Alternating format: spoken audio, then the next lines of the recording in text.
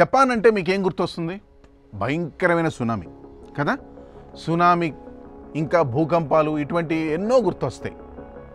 కానీ అదే జపాన్ మనల్ని ప్రపంచంతో అనుసంధానం చేస్తోంది. తెలుసా విషయం మీకు? ఎలాగో చెప్తాను. జపాన్ అనేది సముద్రం చుట్టూ ఉండే ఒక చిన్న దేశం. అక్కడ సముద్రంలో అలలు బయట నెమ్మదిగా కదులుతుంటే లోతుల్లో మాత్రం మౌనమే రాజ్యం.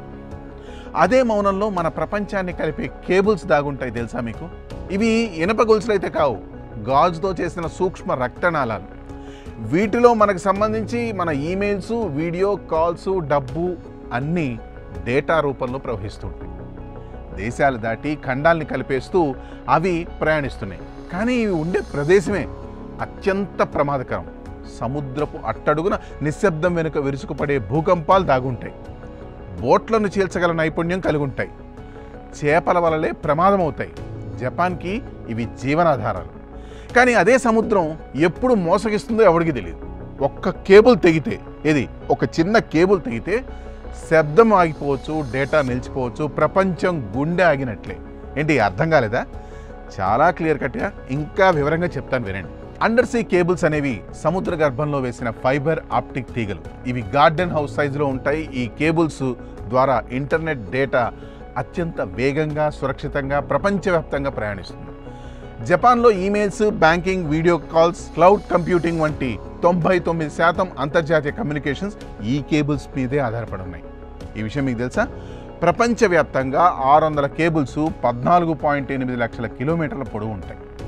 జపాన్ అమెరికా, ఆసియాలను కనెక్ట్ చేసే హబ్గా 2030 అంతర్జాతీయ కేబుల్స్తో కనెక్ట్ అయి ఉంది. అంటే ఈ కేబుల్ వల్లే అమెరికా, ఆసియా ఖండంలో నిత్యం సమాచార మార్పిడి జరుగుతోంది. ఈ కేబుల్ ద్వారా ముఖ్యంగా ఇంటర్నెట్, ఫోన్, అలాగే చాలా డిజిటల్ సేవలకు సంబంధించిన డేటా ఎప్పుడూ ట్రాన్స్ఫర్ అవుతూనే ఉంటుంది. సముద్రంతో చుట్టుముట్టిన జపాన్కు అంతర్జాతీయ కమ్యూనికేషన్స్ చాలా ముఖ్యం.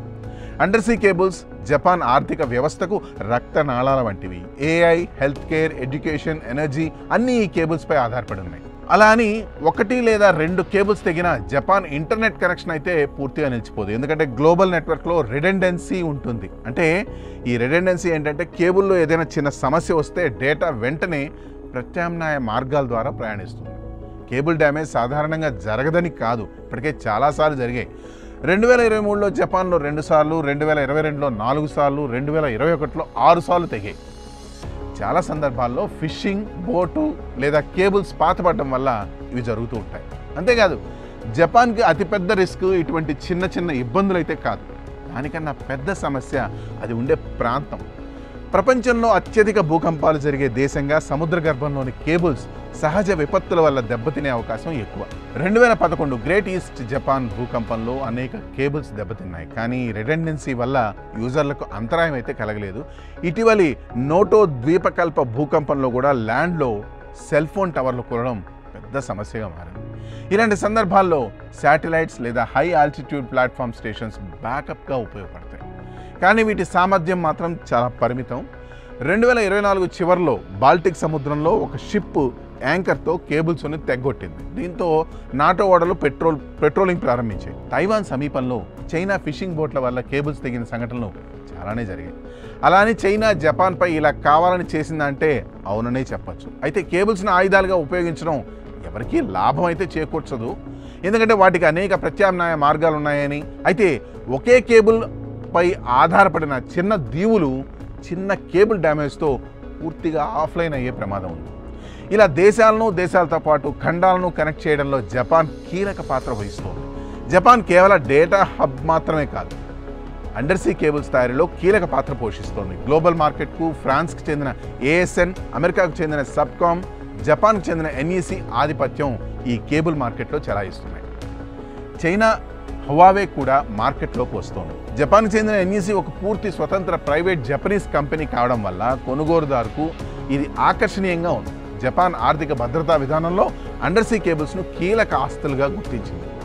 2023 సప్లిమెంటరీ బడ్జెట్లో cable routes, landing station specialization కోసం సుమారు $69.6 మిలియన్ కేటాయించారు. ఎంత డబ్బు కేటాయించినా ఈ కేబుల్ విషయంలో ఏదైనా చిన్న సమస్య వస్తే మాత్రం పరిష్కారం వచ్చేదాకా పెద్ద నష్టమే చూడాల్సి వస్తుంది. అందుకే ఈ కేబుల్పై జపాన్ ప్రభుత్వం మరింత కేర్ఫుల్గా ఉంది.